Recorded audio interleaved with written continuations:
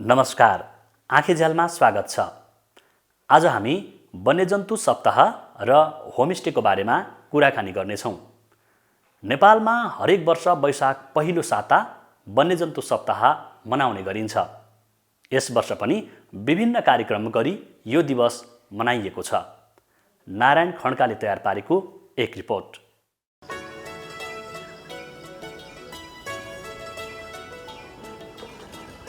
मानव वन्यजन्तु सह अस्तित्व हाम्रो साझा दायित्व भन्ने मूल नाराका साथ 27औं वन्यजन्तु सप्ताह मनाइएको छ। राष्ट्रिय निकुञ्ज तथा वन्यजन्तु संरक्षण विभागले विक्रम सम्वत 2053 सालदेखि नयाँ वर्षको पहिलो हप्ता वन्यजन्तु सप्ताहको रूपमा मनाउँदै आएको छ। सोही अनुसार तनहुँ जिल्लाको भानुभक्त प्राणी उद्यानले पनि विविध कार्यक्रम गरी मानव वन्यजन्तु बीचको सह अस्तित्वका विषयमा चर्चा गर्दै सप्ताहव्यापी कार्यक्रम मनाएको हो। तनहुँको छिरकनमा रहेको भानुभक्त प्राणी उद्यानको कार्यालयले अन्तर्क्रिया, चरा अवलोकनका साथै उद्यान सिमाना निरीक्षण तथा अनुगमन, सरसफाई, स्कुल शिक्षा कार्यक्रम, उपभोक्ता स्तरमा वन डढेलो सचेतना सम्बन्धी कार्यक्रम, मानव वन्यजन्तु द्वन्द्व न्यूनीकरणका विषयमा स्थानीय सरकारवालाहरूसँग छलफल लगायतका कार्यक्रम गरेको थियो। मानव वन्यजन्तुको सहअस्तित्व तपाईँको हाम्रो साझा दायित्व भन्ने मूल नाराका साथ चाहिँ यो वर्ष चाहिँ हामीले वन्यजन्तु सप्ताह मनाउँदै गएका छौँ र यो चाहिँ हामी सम्पूर्ण सरकारी गैर सरकारी संस्थामा रहेका अथवा संरक्षण क्षेत्रमा क्रियाशील भएका मान्छे बाहेक अरूले पनि यो कुरा चाहिँ मनन गरिदियो भने समग्र जैव विविधताको वन्यजन्तुको संरक्षण हुन्छ र यसले गर्दा समग्र मानव जीवनको पनि संरक्षण हुन्छ।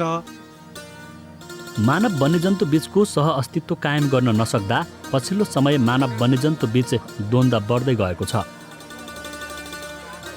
मानव वन्यजन्तु दुवै प्रकृतिमै आधारित भएर बाँचेका छन्।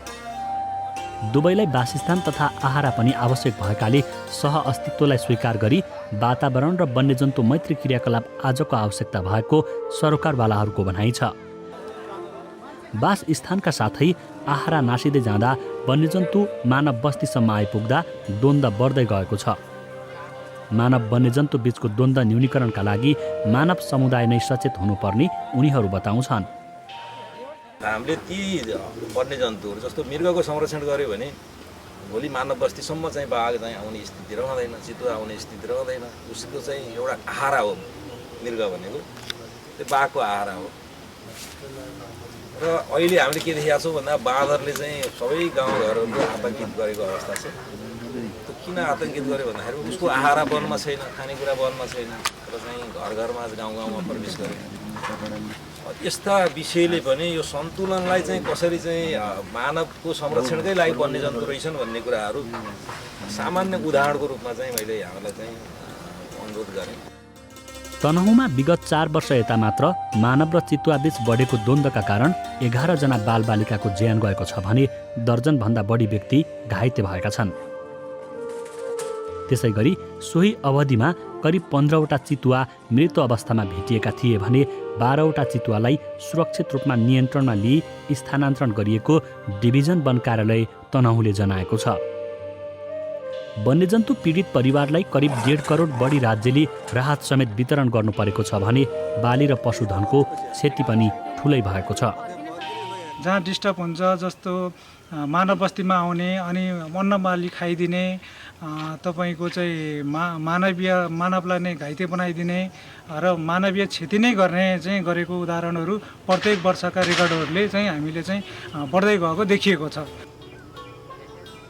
बृहत रूपमा जनचेतनामूलक कार्यक्रम, वासस्थानको व्यवस्थापन, खानेपानीको स्रोत संरक्षण लगायतका कार्य गर्दै गएपछि यसले तनहुँमा मानव वन्यजन्तु द्वन्द्व न्यूनीकरणमा टेवा पुगेको छ। वन्यजन्तुको संरक्षण भनेको सम्पूर्ण मानव जातिकै लागि भएको हुँदा जनस्तरबाटै अपनत्व लिएर संरक्षण कार्यमा जुट्नुपर्ने देखिन्छ। तनहुँको भानु नगरपालिकाको वडा नम्बर 5 र 6, व्यास नगरपालिकाको वडा नम्बर 11 र 12 वडा क्षेत्रका 8वटा सामुदायिक वन, 5वटा कबुलियती वन, 961 रोपनी निजी आबादी जमिन, खोलानाला गरी 425 हेक्टर क्षेत्रफलमा भानुभक्त प्राणी उद्यान रहेको छ। उद्यानमा साल, कटुस, चिलाउने लगायतका 40 प्रजातिका वनस्पति, चितुवा, रतुवा, स्याल, खरायो, वन बिरालो, रातो बाँदर, सालक गरी 13 प्रजातिका स्तनधारी जनावर र करिब 185 प्रजातिका पन्छी रहेका छन्। जैविक विविधता संरक्षणका लागि यस उद्यानलाई वन्यजन्तुको वासस्थानका रूपमा विकास गर्ने काम भइरहेको छ। लोप उन्मुख हुन लागेको वन्यजन्तुहरूको संरक्षण गर्ने, पालन पोषण गर्ने र फेरि उनीहरूलाई फेरि प्राकृतिक अवस्थामै छोड्नको लागि उसलाई तयार गर्ने भन्ने एउटा उद्देश्य हो भने अर्को तपाईँको के छ त भन्दाखेरि कहीँ कदाचित यो प्रदेशमा चाहिँ कारणवश विभिन्न दुर्घटनाले चाहिँ घाइते भएका वन्यजन्तुहरूलाई यहाँ ल्याएर तपाईँको ट्रिटमेन्ट गर्ने, त्यस पछाडि उद्धार गर्ने भन्ने पनि उद्देश्य रहेको छ। नेपालका रैथाने र गैर रैथाने वन्यजन्तुको संरक्षण गरी यस मार्फत संरक्षण शिक्षा प्रदान गर्ने वन्यजन्तुको वैज्ञानिक अध्ययन अनुसन्धान स्थलका रूपमा उद्यानलाई विकास गरिँदैछ। पर्यापर्यटन प्रवर्धन गरी स्थानीय जनताको जीवनस्तरमा वृद्धिमा टेवा पुर्याउनुका साथै घाइते र टुहुरा वन्यजन्तुको उद्धार र व्यवस्थापन गर्ने यस उद्यानको मुख्य उद्देश्य रहेको छ। भानुभक्त प्राणी उद्यानमा सहज पहुँच, पानीको स्रोत प्रशस्त, जलवायु तथा भौगोलिक विविधता पर्यटकीय सहरहरूसँग जोडिनुका साथै धार्मिक, सांस्कृतिक र ऐतिहासिक रूपमा महत्त्वपूर्ण क्षेत्रका रूपमा रहेको छ। राष्ट्रिय निकुञ्ज तथा वन्यजन्तु संरक्षण ऐन 2029मा प्राणी उद्यान घोषणा गर्ने प्रावधान नहुनु, निजी जग्गा अधिग्रहण र मुआब्जा वितरण, विस्तृत परियोजना प्रतिवेदन निर्माण नहुनु, आवश्यक मात्रामा कर्मचारी पदपूर्ति नहुनु जस्ता चुनौतीहरू उद्यानले झेल्दै आएको छ। जग्गा अधिग्रहण गरेर तपाईँको चाहिँ मुआब्जा वितरण गर्ने चाहिँ प्रमुख चुनौती छ। त्यसपछि त्यो वितरण गरिसकेपछि हामीले मास्टर गृह योजनाले चाहिँ औँलाएका कुराहरूलाई चाहिँ डिपिआर बनाएर चाहिँ लागू गर्नुपर्ने छ। अब कर्मिक रूपमा यो हुँदै जाला, तर मुख्य अहिलेको चुनौती भनेको हाम्रो अगाडि चाहिँ यो मुआब्जा वितरण नै हो। मानव जातिले आफ्ना आवश्यकता पूर्ति गर्नका लागि अवलम्बन गरेका विकासका मोडेलहरू पर्यावरण मैत्री नहुँदा यसको असर जैविक विविधतामा परेको छ। अव्यवस्थित सडक विस्तार, विद्युतका हाइटेन्सन लाइन जस्ता मानवीय क्रियाकलापले वन क्षेत्र खण्डीकरण हुँदा वन्यजन्तुको वासस्थान मासिँदै गएका छन्। मानवको चाहिँ डिस्टर्ब भन्दा पर बस्ने अलि लजालु स्वभावका हुन् र तिनीहरूलाई तिनको क्षेत्रमा चाहिँ हामीले मानव क्रियाकलापले जस्तो रोड बनाउने, हाई टेन्सन लाइन बनाउने, नहर बनाउने, यी क्रियाकलापले गर्दा उनीहरूको वासस्थान चाहिँ एक त खण्डीकरण भइरह्यो, दोस्रो कुरो चाहिँ अब उनीहरूलाई डिस्टर्ब हुँदै गयो। उसो त विकास र संरक्षणले मानव जातिलाई नै फाइदा हुन्छ, तर विकास निर्माणका काम गर्दा वातावरणीय पक्षलाई व्यवस्था गरिदिँदा यसले मानव र वन्यजन्तु बीचको द्वन्द्व झन चर्किन्छ। त्यसैले मानव र वन्यजन्तु बीचको सह अस्तित्वलाई स्वीकार गर्दै दिगो विकासको अभियानमा हातेमालो गर्नु अहिलेको आवश्यकता हो।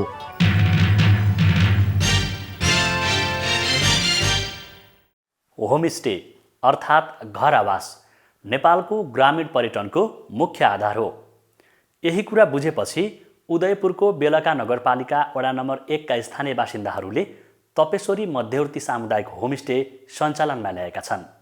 एक रिपोर्ट।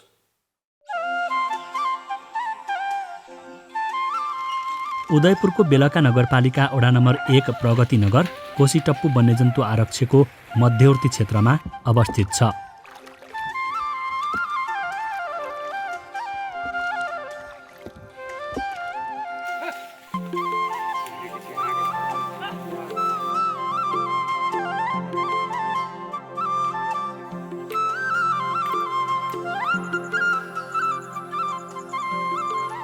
वन क्षेत्रसँगै जोडिएको हुनाले यो ठाउँ प्राकृतिक दृष्टिकोणले हराभरा छ। यहाँ पर्यटनको पनि राम्रै सम्भावना छ।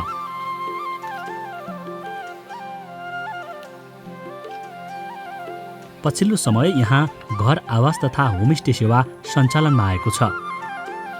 कोसीटप्पु वन्यजन्तु भ्रमण गर्न आउने पर्यटकलाई मध्यनजर गरी होमस्टे सेवा सुरु गरिएको हो। अब यहाँ पर्यटकहरू आउनुहुन्छ, घुम्नको लागि आउनुहुन्छ। अब यहाँ हेर्ने भनेको लगभग 500 साढे 500 जातका चराचुरुङ्गीहरू, अनि यहाँको बढी प्रख्यात भनेको अर्ना हाम्रो अर्नाहरू र चराचुरुङ्गी हेर्न पर्यटकहरू आउँदाखेरि अब यहाँ चाहिँ कहाँ बस्ने के बस्ने होटल पनि छैन। हाम्रो गाउँ हो यो, अब गाउँमा बस्ने ठाउँ पनि छैन, होटल पनि नभएकोले। अनि अब के गर्ने भन्दा एउटा होमस्टे सञ्चालन गरौँ न त सामूहिक रूपमा भनेर अनि हामीले चाहिँ उहाँहरूसँग गरौँ। ठिक छ, अब गर्ने हुँदाखेरि ठिक छ, तपाईँहरूलाई हामी 2-4 दिन 5-7 दिन हप्ता दिनको लागि कतै कतै होमस्टेको अब तपाईँहरूलाई अवलोकन गराउन, देखाउन, घुमाउन लान्छौँ। त्यो गरेपछि अध्ययन भइसकेपछि तपाईँहरू आएर सञ्चालन गर्नु भनेर चाहिँ उहाँले भन्नुभयो हामीलाई। विक्रम सम्वत 2077 सालदेखि तपेश्वरीका 13वटा घरबाट होमस्टे सेवा सुचारू भएको हो। तपेश्वरी सामुदायिक होमस्टे थारू, नेवार, ब्राह्मण र क्षेत्री समुदायका बासिन्दाहरूले संयुक्त रूपमा सञ्चालनमा ल्याएका हुन्। यो हामीले सम्म पनि अब यो आदिवासी जनजाति भएकोले, क्षेत्री बाहुन भएकोले होइन, जो अब यहाँ सबैलाई चाहिँ कसले गर्ने, को गर्न सक्ने नसक्ने पनि भयो। अनि हामी साथी मिलेर हामी फलानु सबैजना मिलेर भोलि आउँदा पनि अब आफ्नो आफ्नो जातकोमा बस्ने मान्छेहरू पनि हुन्छन्, क्षेत्री बाहुनमा बस्ने पनि हुन्छन्, कोही माछा मासु खाने पनि हुन्छन्, मङ्सिरी हुन्छन्, कोही शाकाहारी हुन्छन्। अब त सबैजना मिलेर गर्नु। कोही अब मासु नखाने आउँछन् भने त्यही कोही ब्राह्मणको घरमा लगेर राखिदिउँ, अब माछा मासु खाने आउँछन् भने गरौँ भनेर चाहिँ हामीले मन मिल्ने साथी मिलेर 13 घर आफू साथी मिलेर यसो गरौँ भनेर हामीले चाहिँ सामूहिक रूपमा चाहिँ खोले हो। होमस्टेमा घरायसी वातावरणमा खानाका विभिन्न परिकारको स्वाद लिन पाइन्छ। परिकारहरू स्थानीय उत्पादनबाट तयार पारिएका हुन्छन्। आगन्तुक पाहुनालाई बास बस्नका लागि चिटिक्क बनाइएका कोठाहरू तयार छन्। शान्तपूर्ण माहौलमा आरामदायी ढङ्गले स्थानीय रहनसहन र खानपानको साथमा रमाउन सकिन्छ। तपेश्वरी मध्यवर्ती सामुदायिक होमस्टे स्थापना गरी स्थानीयहरू आय आर्जनमूलक क्रियाकलापमा जोडिएका हुन्। सुरुमा त हामीलाई अलिकति गाह्रै भयो, के हो कसो हो होमस्टे भने के हो, आउँदाखेरि के गर्नुपर्ने, आमन्त्रितहरूलाई कसरी बोल्ने, कहाँ लाने, के गर्ने भन्ने हामीलाई अलिकति गाह्रो नै भयो। तर गर्दै जाँदाखेरि राम्रै चल्दै थियो। अब काठमाडौँ अन्तको सबैजनाहरू विद्यार्थीहरू पनि आउने बस्ने, विदेशीहरू पनि आउने, कोइरीहरू पनि आएर बसे, विदेशी अमेरिकीहरू पनि आएर बसे हप्ता दिन। अनि राम्रै नै भइरहेको थियो। बिचमा लकडाउनले गर्दा हामीलाई लगभग 1 वर्ष चाहिँ हामीलाई केही पनि भएन। हामीले आफैले चाहिँ समिति बसेर छलफल गरेर अब यो कोरोना लकडाउन छ, अब यो नहुँदैसम्म बन्द गरौँ भनेर हामीले चाहिँ बन्दै नै गरेको।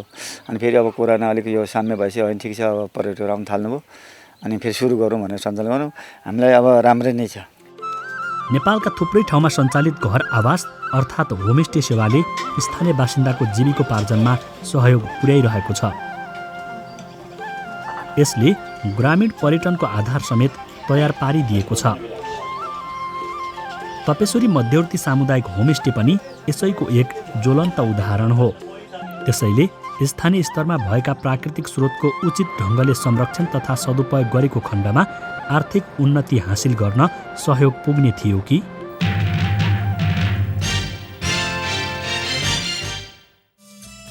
तपाईहरूको गाउँठाउँमा पनि होमस्टे सञ्चालन गरेर मज्जाले आम्दानी गर्न सकिन्छ।